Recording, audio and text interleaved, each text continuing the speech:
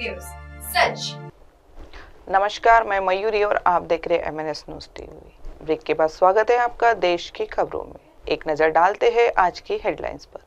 राजस्थान, गुजरात और महाराष्ट्र को मिलेगी एक नई ट्रेन की सौगात। परमाणु युद्ध का असर भारत और पाकिस्तान तक सीमित नहीं रहा। थरूर से टक्कर लेने निकले बिलावर भुट्टो। मैं हिंदी में बोलूंगी, यह इंडिया है। SBI ब्रांच मैनेजर के टोन पर भड़के सीतारमण। अब खबरें विस्तार से। राजस्थान, गुजरात और महाराष्ट्र को मिलेंगी एक नई ट्रेन की सौगात। PM मोदी दिखाएंगे हरी झंडी। बांद्रा बीकानेर के बीच एक नई ट्रेन की सौगात मिलने जा रही है। इस ट्रेन को कल PM मोदी हरी झंडी दिखाकर रवाना करेंगे। इस ट्रेन से महाराष्ट्र, गुजरात और राजस्थान के लोगों को लाभ होगा। राजस्थान के उत्तर पश्चिमी हिस्से में स्थित बीकानेर को मुंबई एक नई ट्रेन की सौगात मिलने वाली है। 21903 21904 नंबर की यह ट्रेन मुंबई के बांद्रा टर्मिनल और राजस्थान के बीकानेर के बीच चलेंगी। इस ट्रेन की सेवा साप्ताहिक होगी। प्रधानमंत्री नरेंद्र मोदी कल राजस्थान के देशनोक रेलवे स्टेशन से इस ट्रेन को हरी झंडी दिखाकर रवाना करेंगे। रेलवे बोर्ड के आधिकारिक सूत्रों से मिली जानकारी के अनुसार इस नई साप्ताहिक ट्रेन के संबंध में अधिसूचना रेलवे बोर्ड द्वारा जारी कर दी गई है। कल यानी 22 मई को PM मोदी इस ट्रेन को हरी झंडी दिखाकर रवाना करेंगे।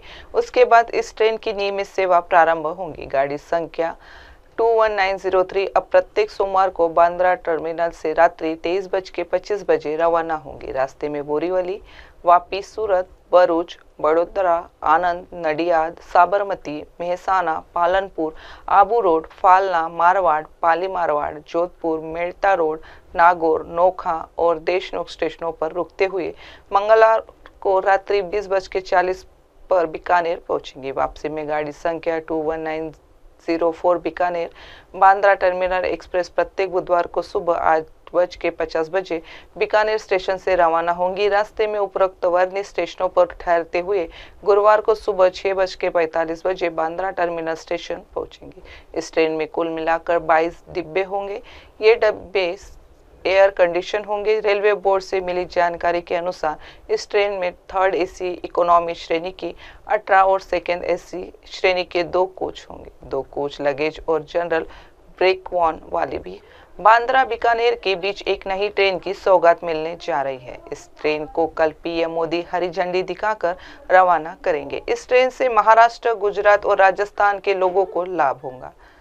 राजस्थान के उत्तर पश्चिमी हिस्से में स्थित बीकानेर को मुंबई एक नई ट्रेन की सौगात मिलने वाली है। 21903 21904 नंबर की यह ट्रेन मुंबई के बांद्रा टर्मिनल और राजस्थान के बीकानेर के बीच चलेंगी। इस ट्रेन की सेवा साप्ताहिक होगी। प्रधानमंत्री नरेंद्र मोदी कल राजस्थान के देशनोक रेलवे स्टेशन से इस ट्रेन को हरी झंडी दिखाकर रवाना करेंगे। रेलवे बोर्ड के आधिकारिक सूत्रों से मिली जानकारी के अनुसार इस नई साप्ताहिक ट्रेन के संबंध में अधिसूचना रेलवे बोर्ड द्वारा जारी कर दी गई है। कल यानी 22 मई को PM मोदी इस ट्रेन को हरी झंडी दिखाकर रवाना करेंगे। उसके बाद इस ट्रेन की नियमित सेवा प्रारंभ होगी। गाड़ी संख्या 21903 अब प्रत्येक सोमवार को बांद्रा टर्मिनल से रात्रि 23:25 रवाना होगी। रास्ते में बोरीवली, वापी, सूरत, भरूच, बड़ोदरा, आनंद, नडियाद, साबरमती, मेहसाना, पालनपुर, आबू रोड, फालना, मारवाड़, पाली मारवाड़, जोधपुर, मेड़ता रोड, नागौर, नोखा और देशनोक स्टेशनों पर रुकते हुए मंगलवार को रात्रि 20:40 पर बीकानेर पहुंचेंगी। वापसी में गाड़ी संख्या 21904 बीकानेर बांद्रा टर्मिनल एक्सप्रेस प्रत्येक बुधवार को सुबह 8:50 बीकानेर स्टेशन से रवाना होंगी। रास्ते में उपरोक्त वर्णित स्टेशनों पर ठहरते हुए गुरुवार को सुबह 6:45 बांद्रा टर्मिनल स्टेशन पहुंचेंगी। इस ट्रेन में कुल मिलाकर 22 डिब्बे होंगे। ये डिब्बे एयर कंडीशन होंगे। रेलवे बोर्ड से मिली जानकारी के अनुसार इस ट्रेन में 3rd AC इकोनॉमी श्रेणी की 18 और 2nd AC श्रेणी के 2 कोच होंगे। 2 कोच लगेज और जनरल ब्रेक वन वाले भी होंगे। बांद्रा बीकानेर के बीच एक नई ट्रेन की सौगात मिलने जा रही है। इस ट्रेन को कल PM मोदी हरी झंडी दिखाकर रवाना करेंगे। इस ट्रेन से महाराष्ट्र, गुजरात और राजस्थान के लोगों को लाभ होगा। राजस्थान के उत्तर पश्चिमी हिस्से में स्थित बीकानेर को मुंबई एक नई ट्रेन की सौगात मिलने वाली है। 21903 21904 नंबर की यह ट्रेन मुंबई के बांद्रा टर्मिनल और राजस्थान के बीकानेर के बीच चलेंगी। इस ट्रेन की सेवा साप्ताहिक होगी। प्रधानमंत्री नरेंद्र मोदी कल राजस्थान के देशनोक रेलवे स्टेशन से इस ट्रेन को हरी झंडी दिखाकर रवाना करेंगे। रेलवे बोर्ड के आधिकारिक सूत्रों से मिली जानकारी के अनुसार इस नई साप्ताहिक ट्रेन के संबंध में अधिसूचना रेलवे बोर्ड द्वारा जारी कर दी गई है। कल यानी 22 मई को पीएम मोदी इस ट्रेन को हरी झंडी दिखाकर रवाना करेंगे। उसके बाद इस ट्रेन की नियमित सेवा प्रारंभ होगी। गाड़ी संख्या 21903 अब प्रत्येक सोमवार को बांद्रा टर्मिनल से रात्रि 23:25 बजे रवाना होंगी। रास्ते में बोरीवली, वापी, सूरत, भरूच, बड़ोदरा, आनंद, नडियाद, साबरमती, मेहसाना, पालनपुर, आबू रोड, फालना, मारवाड़, पाली मारवाड़, जोधपुर, मेड़ता रोड, नागौर, नोखा और देशनोक स्टेशनों पर रुकते हुए मंगलवार को रात्रि 20:40 पर बीकानेर पहुंचेंगी। वापसी में गाड़ी संख्या 21904 बीकानेर बांद्रा टर्मिनल एक्सप्रेस प्रत्येक बुधवार को सुबह 8:50 बजे बीकानेर स्टेशन से रवाना होंगी। रास्ते में उपरोक्त वर्णित स्टेशनों पर ठहरते हुए गुरुवार को सुबह 6:45 बजे बांद्रा टर्मिनल स्टेशन पहुंचेंगी। इस ट्रेन में कुल मिलाकर 22 डिब्बे होंगे। ये डिब्बे एयर कंडीशन होंगे। रेलवे बोर्ड से मिली जानकारी के अनुसार इस ट्रेन में थर्ड एसी इकोनॉमी श्रेणी की 18 और सेकेंड एसी श्रेणी के 2 कोच होंगे। 2 कोच लगेज और जनरल ब्रेकवान वाले भी होंगे। अब बढ़ते अगली खबर की ओर। परमाणु युद्ध का असर भारत और पाकिस्तान तक सीमित नहीं रहेगा। थरूर से टक्कर लेने निकले बिलावर भुट्टो ने उगला जहर। ऑपरेशन सिंदूर के बाद दुनिया को पाकिस्तान का झूठ बताने निकले पाकिस्तान के पूर्व विदेश मंत्री बिलावर भुट्टो जरदारी ने विश्व समुदाय को परमाणु युद्ध के नाम से डराने की कोशिश की है। भारत के खिलाफ अक्सर जहर उगलने वाले बिलावर ने बुधवार को चेतावनी दी कि भारत और पाकिस्तान के बीच अगर परमाणु युद्ध होता है तो इसका विनाशकारी असर पूरे क्षेत्र और उसके बाहर भी होगा। भारत के शशि थरूर समेत कई नेताओं के दुनिया भर में प्रतिनिधिमंडल भेजने के ऐलान के बाद पाकिस्तान के पीएम शहबाज शरीफ ने भी बिलावर भुट्टो को दुनिया के प्रमुख देशों के दौरे पर रवाना किया है। अब बिलावर भुट्टो रवाना होने से ठीक पहले परमाणु बम की गिदड़ भभकी देने में जुट गए। बिलावर के साथ शेर रहमान और पूर्व विदेश राज्य मंत्री हिना रब्बानी खर भी उनके साथ मौजूद रहेंगी। पाकिस्तानी विशेषज्ञों का कहना है कि शशि थरूर के सामने बिलावर भुट्टो की पोल खुल जाएंगी। पाकिस्तान के विदेश मंत्रालय ने उन्हें क्या झूठा दुष्प्रचार भारत के खिलाफ करना है इसकी ट्रेनिंग दी है। बिलावर ने कहा कि उन्हें विदेश मंत्रालय की ओर से सीजफायर, कश्मीर आतंकवाद और सिंधु जल संधि पर हमले के बारे में जानकारी दी गई है। आतंकिस्तान पर चुके पाकिस्तान के नेता ने दावा किया पाकिस्तान आतंकवाद के सबसे बड़े पीड़ितों में शामिल है। बिलावर भुट्टो ने कहा, हमने देखा है कि कैसे एक आतंकी हमले के बाद दोनों देश परमाणु युद्ध के करीब आ गए थे। उन्होंने कहा कि जब तक कश्मीर आतंकवाद और पानी का मुद्दा सुलझ नहीं जाता, शांति नहीं होगी। पीपीपी ने नेता ने आरोप लगाया कि भारत पानी को हथियार बना रहा है। उन्होंने कहा कि मैं दुनिया भर के देशों को बताऊंगा कि कैसे भारत और पाकिस्तान के बीच परमाणु युद्ध का असर इस इलाके से आगे तक होगा। इससे पहले पाकिस्तान की सरकार ने सेना प्रमुख जनरल आसिम मुनीर की भारत के साथ हालिया सैन्य संघर्ष में भूमिका के लिए उन्हें मंगलवार को पदोन्नत कर फील्ड मार्शल बनाने का फैसला किया था। जनरल अयूब खान के बाद मुनीर पाकिस्तान में सर्वोच्च सैन्य पद पर पदोन्नत होने वाले पहले जनरल है। जनरल खान को 1959 में फील्ड मार्शल का पद दिया गया था। प्रधानमंत्री कार्यालय ने कहा, पाकिस्तान सरकार ने देश की सुरक्षा सुनिश्चित करने और उच्च रणनीति एवं साहसी नेतृत्व के आधार पर दुश्मन को हराने के लिए जनरल आसिम मुनीर को फील्ड मार्शल के पद पर पदोन्नत करने को मंजूरी दे दी है। ऑपरेशन सिंदूर के बाद दुनिया को पाकिस्तान का झूठ बताने निकले पाकिस्तान के पूर्व विदेश मंत्री बिलावर भुट्टो जरदारी ने विश्व समुदाय को परमाणु युद्ध के नाम से डराने की कोशिश की है। भारत के खिलाफ अक्सर जहर उगलने वाले बिलावर ने बुधवार को चेतावनी दी कि भारत और पाकिस्तान के बीच अगर परमाणु युद्ध होता है तो इसका विनाशकारी असर पूरे क्षेत्र और उसके बाहर भी होगा। भारत के शशि थरूर समेत कई नेताओं के दुनिया भर में प्रतिनिधिमंडल भेजने के ऐलान के बाद पाकिस्तान के पीएम शहबाज शरीफ ने भी बिलावर भुट्टो को दुनिया के प्रमुख देशों के दौरे पर रवाना किया है। अब बिलावर भुट्टो रवाना होने से ठीक पहले परमाणु बम की गिदड़ भभकी देने में जुट गए। बिलावर के साथ शेर रहमान और पूर्व विदेश राज्य मंत्री हिना रब्बानी खर भी उनके साथ मौजूद रहेंगी। पाकिस्तानी विशेषज्ञों का कहना है कि शशि थरूर के सामने बिलावर भुट्टो की पोल खुल जाएंगी। पाकिस्तान के विदेश मंत्रालय ने उन्हें क्या झूठा दुष्प्रचार भारत के खिलाफ करना है, इसकी ट्रेनिंग दी है। बिलावर ने कहा कि उन्हें विदेश मंत्रालय की ओर से सीजफायर, कश्मीर आतंकवाद और सिंधु जल संधि पर हमले के बारे में जानकारी दी गई है। आतंकिस्तान पर चुके पाकिस्तान के नेता ने दावा किया, पाकिस्तान आतंकवाद के सबसे बड़े पीड़ितों में शामिल है। बिलावर भुट्टो ने कहा, हमने देखा है कि कैसे एक आतंकी हमले के बाद दोनों देश परमाणु युद्ध के करीब आ गए थे। उन्होंने कहा कि जब तक कश्मीर आतंकवाद और पानी का मुद्दा सुलझ नहीं जाता, शांति नहीं होगी।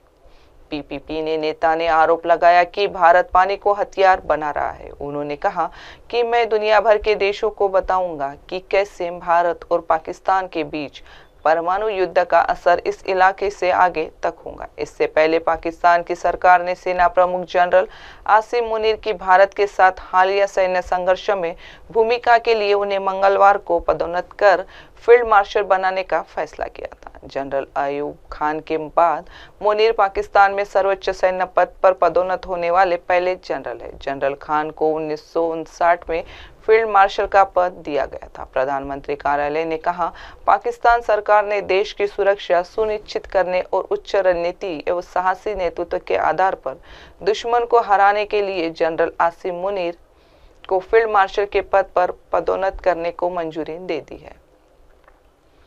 ऑपरेशन सिंदूर के बाद दुनिया को पाकिस्तान का झूठ बताने निकले पाकिस्तान के पूर्व विदेश मंत्री बिलावर भुट्टो जरदारी ने विश्व समुदाय को परमाणु युद्ध के नाम से डराने की कोशिश की है।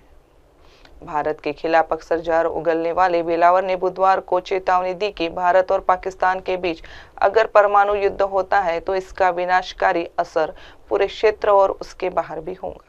भारत के शशि थरूर समेत कई नेताओं के दुनिया भर में प्रतिनिधिमंडल भेजने के ऐलान के बाद पाकिस्तान के पीएम शहबाज शरीफ ने भी बिलावर भुट्टो को दुनिया के प्रमुख देशों के दौरे पर रवाना किया है। अब बिलावर भुट्टो रवाना होने से ठीक पहले परमाणु बम की गिदड़ भभकी देने में जुट गए। बिलावर के साथ शेर रहमान और पूर्व विदेश राज्य मंत्री हिना रब्बानी खर भी उनके साथ मौजूद रहेंगी। पाकिस्तानी विशेषज्ञों का कहना है कि शशि थरूर के सामने बिलावर भुट्टो की पोल खुल जाएंगी। पाकिस्तान के विदेश मंत्रालय ने उन्हें क्या झूठा दुष्प्रचार भारत के खिलाफ करना है, इसकी ट्रेनिंग दी है। बिलावर ने कहा कि उन्हें विदेश मंत्रालय की ओर से सीजफायर, कश्मीर आतंकवाद और सिंधु जल संधि पर हमले के बारे में जानकारी दी गई है।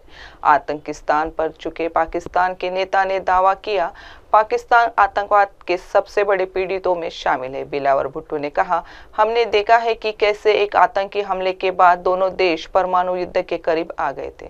उन्होंने कहा कि जब तक कश्मीर आतंकवाद और पानी का मुद्दा सुलझ नहीं जाता, शांति नहीं होगी।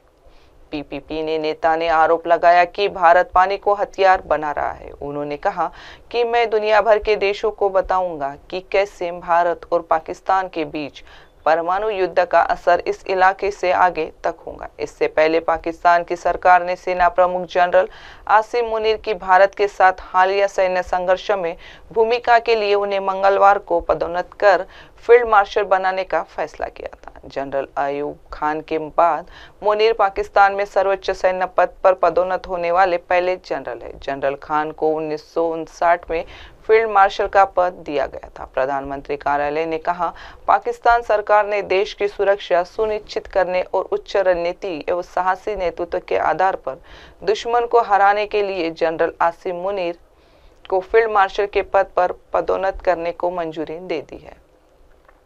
अब बढ़ते अगली खबर की ओर। मैं हिंदी में बोलूंगी, यह इंडिया है। एसबीआई ब्रांच मैनेजर के टोन पर भड़के सीतारमैया, निर्मला सीतारमन से की मांग। मैडम ये कर्नाटक है, यहाँ हिंदी नहीं चलेंगी, ये भारत है और मैं हिंदी ही बोलूंगी। कर्नाटक में स्टेट बैंक इंडिया की एक ब्रांच में बातचीत का ये वीडियो वायरल होने के बाद राज्य में फिर कन्नड़ बनाम हिंदी विवाद खड़ा हो गया है। वीडियो के वायरल होने के बाद मुख्यमंत्री सिद्धारमैया ने इसमें एंट्री ली है। सिद्धारमैया ने महिला बैंक कर्मी की टिप्पणी को गलत बताया है। सीएम सिद्धारमैया ने देश की वित्त मंत्री निर्मला सीतारमण से बैंक कर्मियों को स्थानीय भाषा और संस्कृति के लिए ठीक से ट्रेनिंग देने की मांग की है। स्टेट बैंक ऑफ इंडिया ने इस पूरे विवाद के सामने आने के बाद महिला अधिकारी का तबादला कर दिया। कर्नाटक के सीएम सिद्धारमैया ने एक्स पर लिखा है कि सूर्यनगर आनेकत तालुक में एसबीआई शाखा प्रबंधक द्वारा कन्नड़ और अंग्रेजी में बात करने से इनकार करना और नागरिकों के प्रति अनादर दिखाना बहुत निंदनीय है। हम अधिकारी को स्थलांतरित करने में एसबीआई की त्वरित कार्रवाई की सराहना करते हैं। हालांकि ऐसी घटनाएं दोबारा नहीं होनी चाहिए। सभी बैंक कर्मचारियों को ग्राहकों के साथ सम्मानपूर्वक व्यवहार करना चाहिए और स्थानीय भाषा में बात करने का हर संभव प्रयास करना चाहिए। सिद्धारमैया ने आगे लिखा है कि मैं वित्त मंत्री निर्मला सीतारमण और वित्तीय सेवा विभाग से आग्रह करता हूं कि वे पूरे भारत में सभी बैंक कर्मचारियों के लिए सांस्कृतिक और भाषा प्रशिक्षण अनिवार्य करें। स्थानीय भाषा का सम्मान करना लोगों का सम्मान करना है। कर्नाटक सीएम ने अपनी पोस्ट में कन्नड़ फर्स्ट हैशटैग भी ऐड किया है। कर्नाटक में भारतीय स्टेट बैंक के एक कर्मचारी ने कन्नड़ में बात करने से इनकार कर दिया, जिसके कारण लोगों में आक्रोश फैल गया। इस टकराव का एक वीडियो जो अब सोशल मीडिया पर वायरल हो रहा है। वायरल वीडियो में ग्राहक को यह कहते हुए सुना जा सकता है कि यह कर्नाटक है मैडम, जिस पर महिला अधिकारी कहती है कि यह भारत है। जब उसे कन्नड़ बोलने के लिए कहा गया तो उसने जोर देकर कहा कि मैं आपके लिए कन्नड़ नहीं बोलूंगी, मैं हिंदी बोलूंगी। जैसे जैसे बातचीत बढ़ती गई वह यह कहकर चली गई और कहा कि मैं कभी कन्नड़ नहीं बोलूंगी। एक यूजर ने दावा किया कि महिला कन्नड़ भाषा का अपमान कर रही थी और तत्काल कार्रवाई की मांग की। बाद में साझा किए गए वीडियो में एसबीआई अधिकारी को एक सहकर्मी की मदद से कन्नड़ में माफी मांगते हुए देखा गया, जिसमें कहा गया कि अगर मैंने किसी को ठेस पहुंचाई है तो मैं ईमानदारी से माफी मांगता। कर्नाटक में स्टेट बैंक इंडिया की एक ब्रांच में बातचीत का ये वीडियो वायरल होने के बाद राज्य में फिर कन्नड़ बनाम हिंदी विवाद खड़ा हो गया है।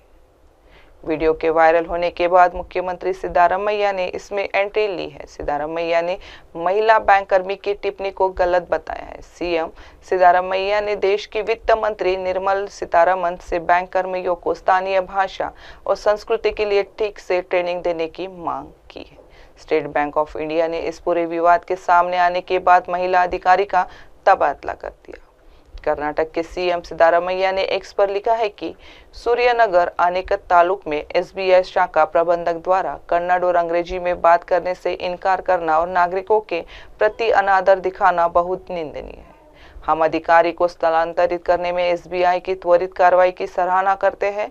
हालांकि ऐसी घटनाएं दोबारा नहीं होनी चाहिए। सभी बैंक कर्मचारियों को ग्राहकों के साथ सम्मानपूर्वक व्यवहार करना चाहिए और स्थानीय भाषा में बात करने का हर संभव प्रयास करना चाहिए। सिद्धारमैया ने आगे लिखा है कि मैं वित्त मंत्री निर्मला सीतारमण और वित्तीय सेवा विभाग से आग्रह करता हूं कि वे पूरे भारत में सभी बैंक कर्मचारियों के लिए सांस्कृतिक और भाषा प्रशिक्षण अनिवार्य करें। स्थानीय भाषा का सम्मान करना लोगों का सम्मान करना है। कर्नाटक सीएम ने अपनी पोस्ट में कन्नड़ फर्स्ट हैशटैग भी ऐड किया है। कर्नाटक में भारतीय स्टेट बैंक के एक कर्मचारी ने कन्नड़ में बात करने से इनकार कर दिया, जिसके कारण लोगों में आक्रोश फैल गया। इस टकराव का एक वीडियो जो अब सोशल मीडिया पर वायरल हो रहा है।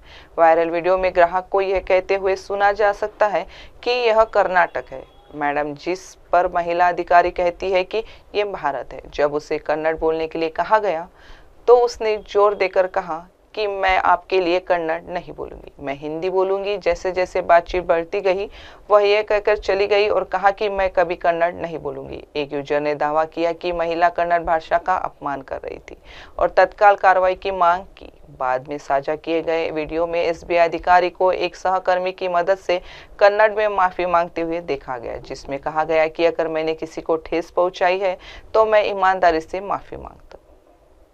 कर्नाटक में स्टेट बैंक इंडिया की एक ब्रांच में बातचीत का ये वीडियो वायरल होने के बाद राज्य में फिर कन्नड़ बनाम हिंदी विवाद खड़ा हो गया है।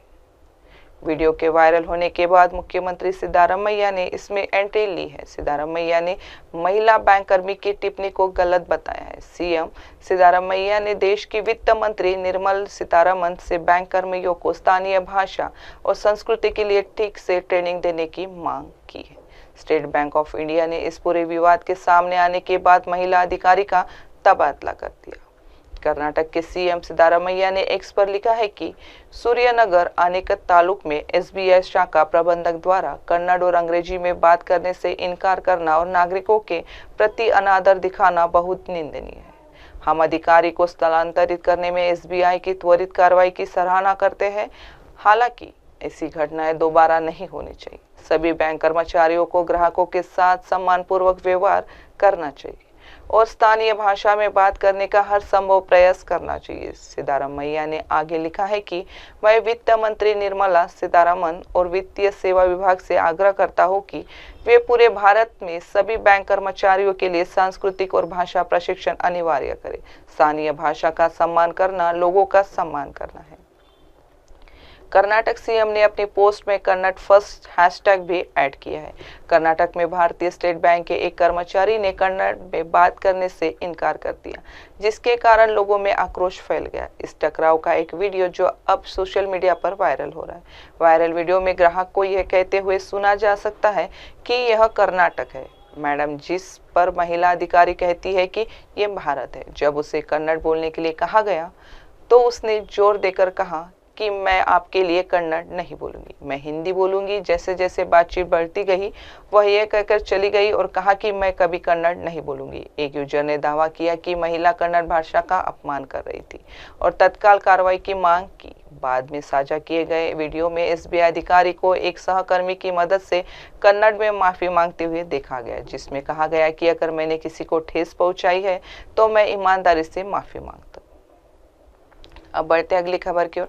पहले पढ़ाई फिर घर छोड़ा, गरीबों के मोहल्ले में काटे दिन, फिर भी 20 की उम्र में बना दी अरबों की कंपनी। अगर आप भी सोचते हैं कि सिर्फ अच्छी पढ़ाई और डिग्री ही सफलता की गारंटी है तो समीर वासवदा की कहानी आपके सोच को बदलने के लिए काफ़ी है। यह कहानी एक ऐसे भारतीय मूल के लड़के की है जिसने हाई स्कूल में पढ़ाई छोड़ दी और पढ़ाई छोड़ने की वजह से माता पिता की नाराजगी झेली, लेकिन अपने जुनून और मेहनत से एक उसने $1 बिलियन कंपनी खड़ी कर दी।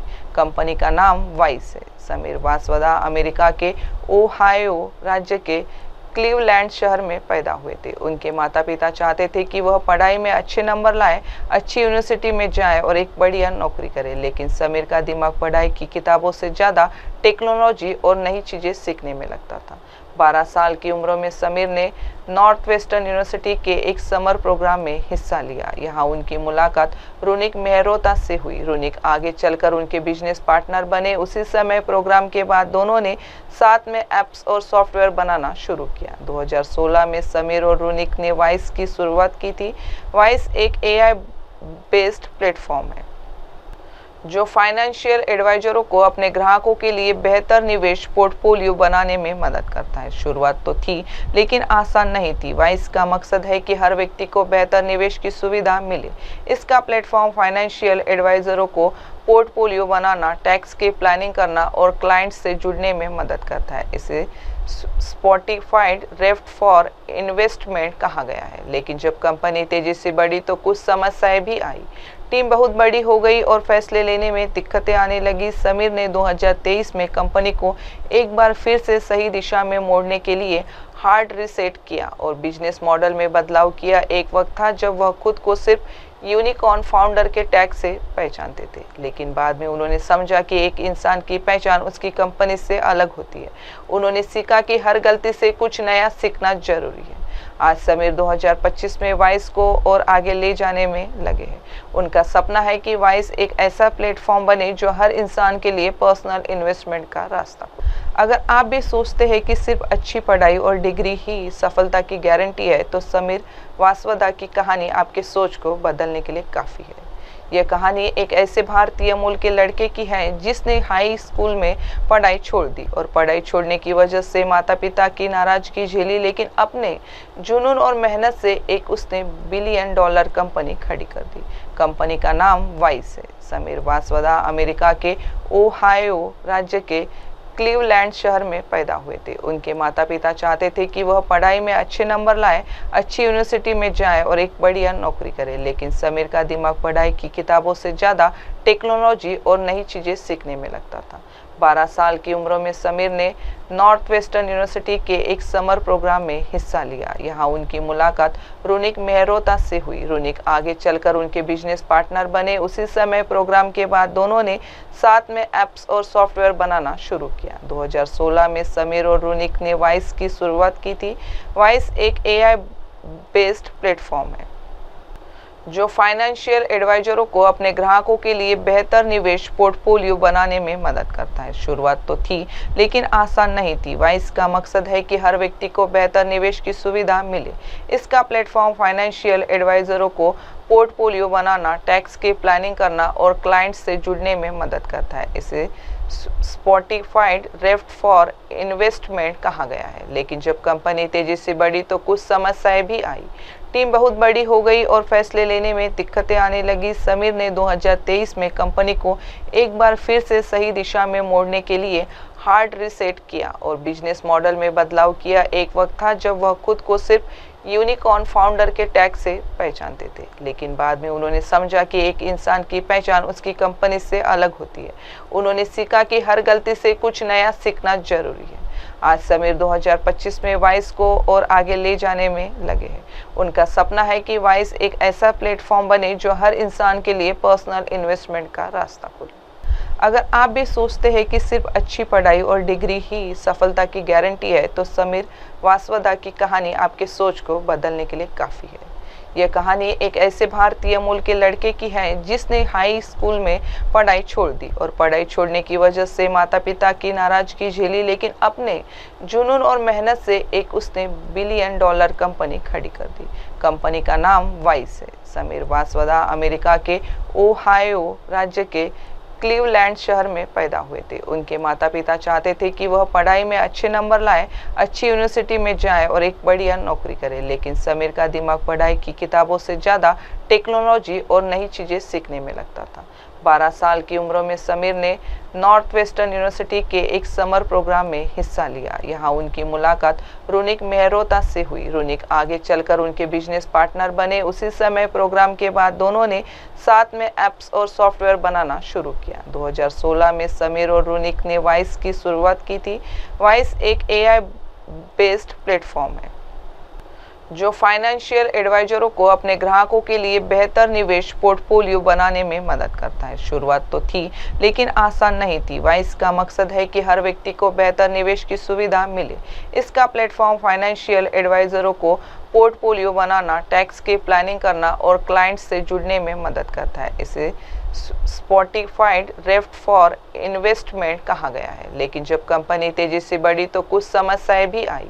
टीम बहुत बड़ी हो गई और फैसले लेने में दिक्कतें आने लगी। समीर ने 2023 में कंपनी को एक बार फिर से सही दिशा में मोड़ने के लिए हार्ड रीसेट किया और बिजनेस मॉडल में बदलाव किया। एक वक्त था जब वह खुद को सिर्फ यूनिकॉर्न फाउंडर के टैग से पहचानते थे, लेकिन बाद में उन्होंने समझा कि एक इंसान की पहचान उसकी कंपनी से अलग होती है।